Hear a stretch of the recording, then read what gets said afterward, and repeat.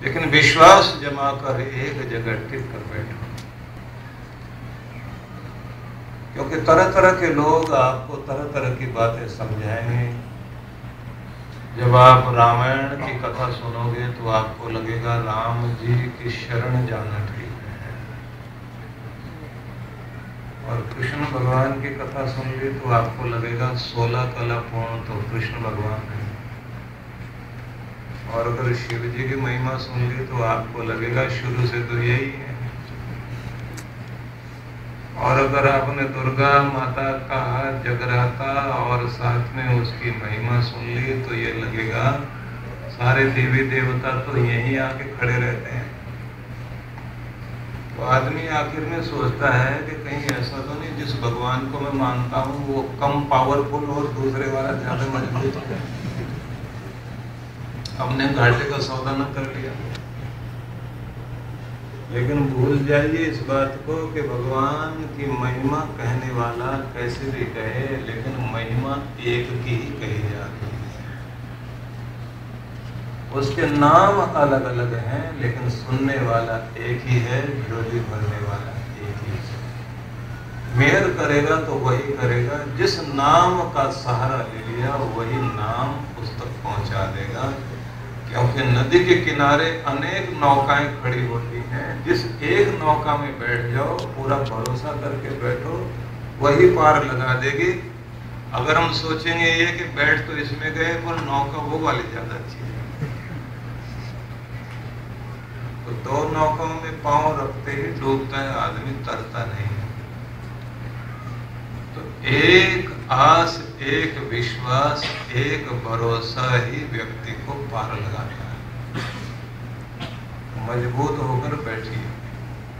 दूसरी बात, अपने गुरु के प्रति अगर गलती की हो तो ध्यान रखिए कि और जगह गलतियां करें तो माफ हो जाती है।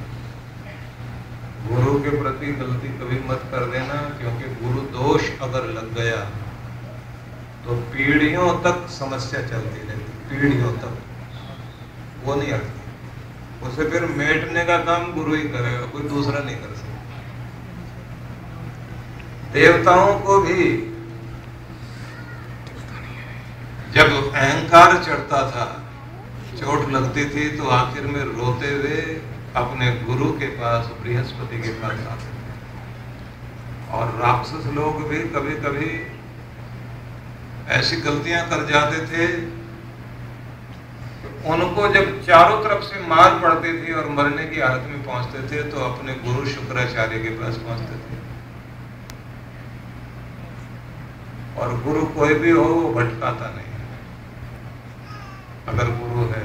और मैं तो एक बात कहा करता हूं कि गुरु है तो जिंदगी शुरू है, क्योंकि परमात्मा जिंदगी देता है, जीवन जीने का तरीका नहीं देता। वो गेहूं देता है, चावल देता है, गन्ना देता है, कपास देता है, लेकिन इससे क्या बनाना है ये नहीं बताता। लोहा देगा, तांबा देगा, चांदी देगा, सोना देगा, उससे बनाना क्या ये नहीं बताता। अब बांस दे दिया, बांस से लाठी भी बन सकती है, बांस से बांसुरी भी बन सकती है। तो भगवान ने जिंदगी दी, कैसे जीनी है ये नहीं बताया। इसको बताने के लिए फिर उसने गुरु भेजा कि ये मेरा प्रतिनिधि है, इसको पकड़ लेना, इससे तुम्हारा कल्याण। लेकिन हम लोगों की आदत ये है, गुरु भी बदल बदल के देखते हैं, ये नहीं तो ये वाला तो वो वाला, और सबकी घंटियां गले में लटका रखी, उसके बाद भी चैन नहीं है। और कोई मिलेगा उसको और देख लेंगे।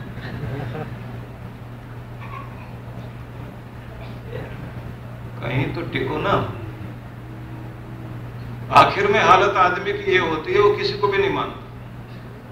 वो एक आदमी का हरियाणा में वो भैंसा गुम हो गया, तो उसने जो है हनुमान जी का मंदिर पड़ गया सामने, तो वहां जाकर के आवाज दी कि हनुमान जी अगर मेरा भैंसा मिल जाए 500 रुपए का प्रसाद चढ़ाऊंगा।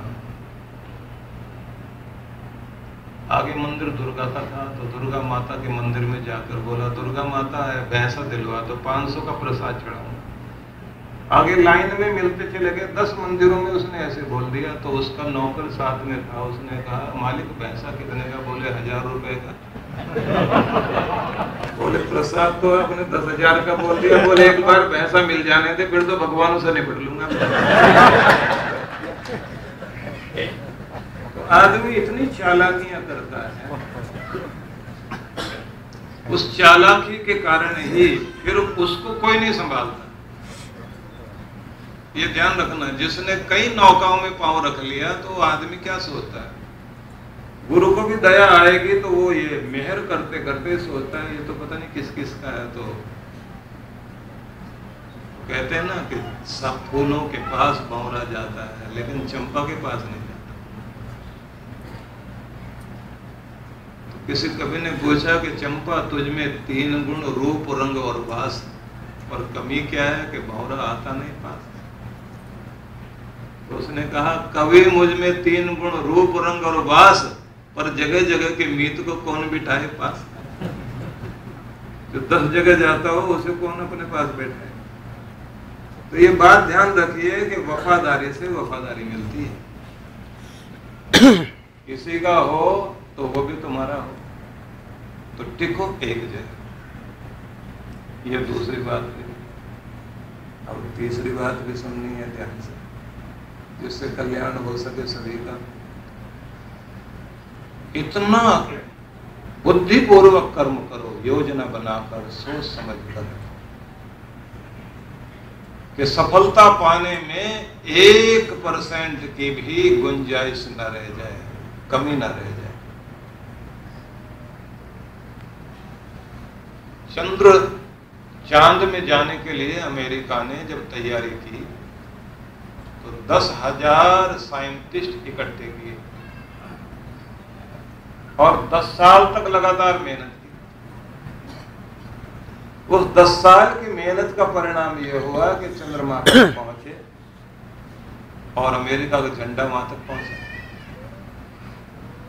तो आप सोचिए कि अगर व्यक्ति पूरी तरह से अपने काम में कमी ना छोड़े, पूरी योजना के साथ पूरा दिमाग लगाकर, मेहनत करके, व्यवस्था बनाकर, कोई त्रुटि ना रहे, कहीं कहीं बात अपनी योजना पर विचार करें, सुविचारित योजना सफल होती है। और एक बार आदमी को सफलता मिल जाए तो फिर सफलता आपको आगे से आगे बढ़ाती है। आप ध्यान दीजिए, कोई भी सक्सेस हो जाए, कोई भी सफल हो जाए तो उस सफलता का, उस विक्ट्री का मजा कितना होता है। किसी को भी सफलता मिले तो सफलता सबसे पहले उसकी पहचान बनाती है। लोग पहचानने लगते हैं, अच्छा ये वही आदमी है, इसने वो कमाल करके दिखाया। और सफल होते दूसरा काम क्या करती है, निराशा हटा देती है। अभी तक आदमी मुंह लटका के चलता था, अब चेहरा खिल जाता है क्योंकि सफलता मिली। और सफलता सफल लोगों के बीच जाकर बैठा देती है। जहां जीतने वाले बैठते हैं ना, विनर सारे एक जगह इकट्ठे बैठते हैं।